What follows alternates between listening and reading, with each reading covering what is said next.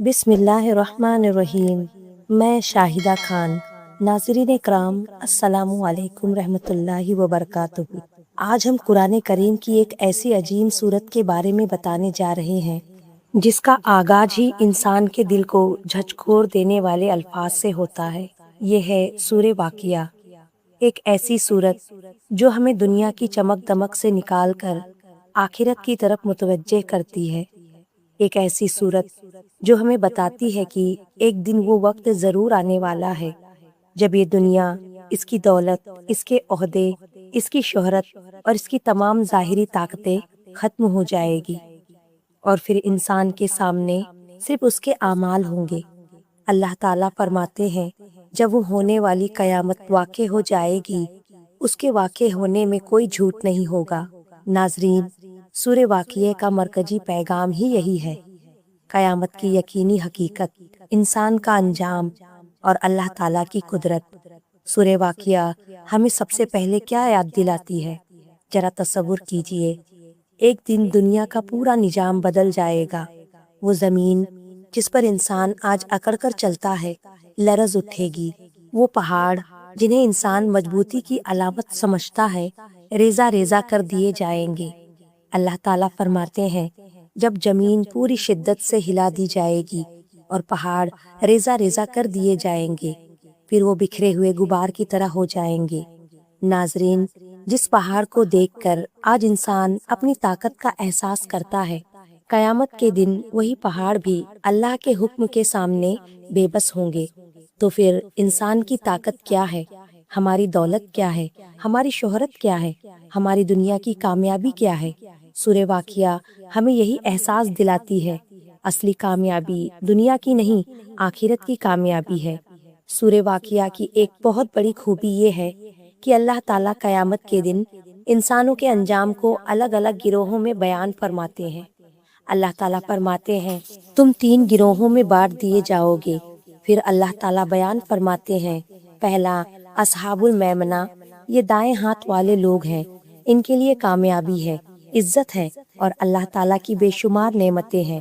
دوسرا اصحاب المشأمہ، یہ بائیں ہاتھ والے لوگ ہیں، ان کے لیے سخت انجام کا ذکر کیا گیا ہے۔ اور تیسرا السابقون، وہ لوگ جنہیں قرآن نے السابقون کہا، یعنی سبقت لے جانے والے وہ لوگ جو ایمان میں آگے بڑھنے والے تھے، اطاعت میں آگے بڑھنے والے تھے اور نیکیوں میں سب سے آگے رہنے والے تھے۔ ناظرین، یہ تقسیم ہمیں ایک بہت بڑا سبق دیتی ہے۔ قیامت کے دن صرف یہ نہیں دیکھا جائے گا کہ انسان دنیا میں کتنا مشہور تھا، کتنا دولت مند تھا، کتنے لوگ اسے جانتے تھے، بلکہ یہ دیکھا جائے گا کہ وہ اللہ کے سامنے کیا لے کر آیا تھا۔ ناظرین، سورہ واقعہ صرف خوف اور قیامت کا ذکر نہیں کرتی، بلکہ اس میں اللہ تعالیٰ نے اپنے نیک بندوں کے لیے جنت کی عظیم نعمتوں کا بھی ذکر فرمایا ہے۔ السابقون کے لیے قرب، نعمت اور اطمینان کا ذکر کیا گیا ہے، ان کے لیے جنت کی نعمتیں ہیں، اور یہ ہمیں امید دلاتا ہے کہ اگر انسان دنیا میں اللہ تعالیٰ کی اطاعت اختیار کرے، اپنے ایمان کو مضبوط کرے اور نیک اعمال کی کوشش کرے تو اس کے لیے آخرت میں اللہ کی رحمت کے دروازے کھلے ہیں۔ اس لیے سورہ واقعہ پڑھتے ہوئے صرف خوف محسوس نہ کرے، اس کے اندر خوف بھی ہے اور امید بھی، قیامت کا ذکر بھی ہے اور جنت کی خوشخبری بھی۔ انسان کو ڈرایا بھی گیا ہے تاکہ وہ گناہوں سے بچے، اور امید بھی دلائی گئی ہے تاکہ وہ اللہ کی رحمت سے مایوس نہ ہو۔ سورہ واقعہ میں ان لوگوں کا بھی ذکر ہے جو حق کو قبول نہیں کرتے، ان کے لیے سخت انجام کا بیان ہے۔ یہ حصہ ہمیں اپنی زندگی کا جائزہ لینے کی دعوت دیتا ہے۔ ہمیں اپنے آپ سے پوچھنا چاہیے، کیا ہماری نماز درست ہے؟ کیا ہم اللہ کو یاد کرتے ہیں؟ کیا ہم حلال اور حرام کا خیال رکھتے ہیں؟ کیا ہم لوگوں کے حق ادا کرتے ہیں؟ کیا ہم والدین کے ساتھ حسن سلوک کرتے ہیں؟ کیا ہم اپنے گناہوں سے توبہ کرتے ہیں؟ کیونکہ قرآن صرف سننے کے لیے نہیں آیا، قرآن زندگی بدلنے کے لیے آیا ہے۔ قرآن کریم کی تلاوت بذات خود ایک عظیم عبادت ہے، اور سورہ واقعہ بھی اللہ تعالیٰ کی کتاب کا حصہ ہے۔ ہم اسے ثواب، ہدایت، دل کی اصلاح اور اللہ سے قرب کے لیے پڑھ سکتے ہیں۔ رزق کے معاملے میں ہمیں قرآن اور سنت کی ثابت شدہ تعلیمات پر بھروسہ کرنا چاہیے۔ اللہ سے دعا کرے، حلال رزق اختیار کرے، تقوی اختیار کرے، صدقہ کرے، استغفار کرے اور اللہ پر توکل کرے۔ قرآن کی تلاوت کی اصل فضیلت رسول اللہ صلی اللہ علیہ وسلم نے قرآن کی تلاوت کی فضیلت بیان فرمائی ہے۔ صحیح احادیث میں قرآن کی تلاوت، اس کی تعلیم، اس سے تعلق رکھنے کی عظیم فضیلت بیان ہوئی ہے۔ اس لیے سورہ واقعہ پڑھتے وقت نیت یہ ہو، یا اللہ میں تیرے کلام کی تلاوت کر رہی ہوں، مجھے ہدایت دے، میرے دل کو زندہ کر، میرے ایمان کو مضبوط کر اور مجھے آخرت کی تیاری کرنے والا بنا۔ یہ نیت انسان کی تلاوت کو محض معمول سے عبادت میں بدل دیتی ہے۔ سورہ واقعہ میں اللہ تعالیٰ انسان کو اپنی قدرت کی کئی نشانیاں دکھاتے ہیں۔ اللہ تعالیٰ انسان سے فرماتے ہیں، تم غور کرو، تمہیں کس نے پیدا کیا؟ جو کچھ تم کھیتی میں بوتے ہو اسے کون اگاتا ہے؟ پانی کون برساتا ہے؟ آنکھ کی نعمت کس نے دی؟ پھر انسان کو اس حقیقت کی طرف متوجہ کیا جاتا ہے کہ زندگی اور موت بھی اللہ کے اختیار میں ہے۔ قرآن کی یہ سوالات انسان کے اندر ایک یقین پیدا کرتے ہیں، رزق کا اصل مالک اللہ ہے۔ انسان کوشش کرتا ہے مگر دینے والا اللہ ہے۔ انسان زمین میں بیج ڈالتا ہے مگر اسے اگانے والا اللہ ہے۔ انسان پانی استعمال کرتا ہے مگر پانی پیدا کرنے والا اللہ ہے۔ یہی توحید اور توکل کا سبق ہے۔ سورہ واقعہ اور موت کی حقیقت۔ سورہ واقعہ کا ایک بے حد اثردار حصہ وہ ہے جہاں موت کے وقت انسان کی بے بسی کی طرف توجہ دلائی گئی ہے۔ انسان اپنے آس پاس لوگوں کو دیکھ رہا ہوتا ہے مگر جب اللہ کا فیصلہ آتا ہے تو کوئی شخص روح کو روک نہیں سکتا۔ اللہ تعالیٰ فرماتے ہیں، ہم اس کے تم سے زیادہ قریب ہیں لیکن تم دیکھ نہیں سکتے۔ یہ آیات انسان کو جھکجھور دیتی ہے۔ دنیا میں ہم بہت کچھ اپنے اختیار میں سمجھتے ہیں لیکن موت کے سامنے انسان کی حقیقت ظاہر ہو جاتی ہے۔ اس وقت نہ دولت کام آتی ہے، نہ عہدہ، نہ شہرت۔ انسان صرف اللہ کے سامنے ہوتا ہے۔ سورہ واقعہ کا ایک عظیم سبق، اللہ کی قدرت۔ اللہ تعالیٰ فرماتے ہیں، ہم نے تمہیں پیدا کیا، پھر تم تصدیق کیوں نہیں کرتے؟ یہاں قرآن انسان کو اپنی پیدائش پر غور کرنے کی دعوت دیتا ہے۔ جو اللہ پہلی بار پیدا کر سکتا ہے، کیا وہ دوبارہ پیدا کرنے پر قادر نہیں؟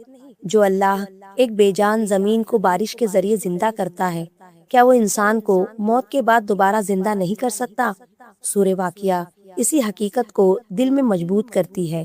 قیامت کوئی ناممکن واقعہ نہیں، یہ اللہ کا وعدہ ہے اور اللہ کا وعدہ سچا ہے۔ سورہ واقعہ کی تلاوت کیسے کرے؟ ناظرین کرام، سورہ واقعہ پڑھنے کے لیے کوئی ایسا خاص طریقہ صحیح حدیث سے ثابت نہیں کہ لازماً فلاں وقت، فلاں تعداد اور فلاں مقصد کے لیے ہی پڑھی جائے۔ اس لیے اسے اپنی سہولیت کے مطابق قرآن کی عام تلاوت کے طور پر پڑھ سکتے ہیں۔ اگر رات کو وقت ملے تو رات میں پڑھے، اگر دن میں موقع ملے تو دن میں پڑھے۔ اصل مقصد یہ ہونا چاہیے کہ قرآن سے ہمارا تعلق مضبوط ہو۔ صرف الفاظ پڑھنا ہی نہیں بلکہ معنی سمجھنا، غور کرنا اور عمل کرنا بھی ضروری ہے۔ صرف رزق کے لیے قرآن نہ پڑھے۔ ایک بہت خوبصورت بات یاد رکھیے، قرآن کو صرف دنیاوی فائدہ حاصل کرنے کا ذریعہ نہ بنائیں۔ قرآن اس لیے پڑھے کہ یہ اللہ کا کلام ہے۔ قرآن ہمارے دلوں کی اصلاح کرتا ہے۔ قرآن ہمیں گناہوں سے نکالتا ہے۔ قرآن ہمیں آخرت کی تیاری یاد دلاتا ہے۔ قرآن ہمیں اللہ سے جوڑتا ہے، اور جب بندہ اللہ سے جڑ جاتا ہے تو پھر وہ دنیا کی ہر نعمتوں کو اللہ کی عطا سمجھتا ہے۔ آج ایک عہد کرے، ہم سورہ واقعہ پڑھیں گے، لیکن صرف اس نیت سے نہیں کہ ہماری دولت بڑھ جائے، بلکہ اس نیت سے، یا اللہ مجھے قرآن سے محبت عطا فرما، مجھے قرآن سمجھنے والا بنا، مجھے قرآن پر عمل کرنے والا بنا، میرے دل کو آخرت کی فکر عطا فرما، میرے گناہوں کو معاف فرما، میرے رزق میں برکت عطا فرما، اور جب میری زندگی کا آخری وقت آئے تو مجھے ایمان پر خاتمہ نصیب فرما، آمین یا رب العالمین۔ ناظرین کرام، سورہ واقعہ ہمیں ایک سوال دے کر جاتی ہے، جب قیامت آئے گی تو ہم 3 گروہوں میں سے کس گروہ میں ہوں گے؟ کیا ہم اصحاب الیمین میں ہوں گے؟ کیا ہم السابقون میں شامل ہونے کی کوشش کر رہے ہیں؟ یہ سوال آج ہی اپنے آپ سے پوچھنا چاہیے، کیونکہ قیامت آنے کے بعد تیاری کا موقع ختم ہو جائے گا۔ آج ہمارے پاس وقت ہے، آج ہمارے پاس توبہ کا موقع ہے، آج ہمارے پاس نماز کا موقع ہے، آج ہمارے پاس قرآن پڑھنے کا موقع ہے، آج ہمارے پاس اپنے اعمال بدلنے کا موقع ہے۔ اس لیے سورہ واقعہ صرف پڑھے نہیں بلکہ اس کے پیغام کو اپنی زندگی میں اتارے۔ دنیا عارضی ہے، قیامت یقینی ہے، موت یقینی ہے اور اللہ کے سامنے واپس جانا یقینی ہے۔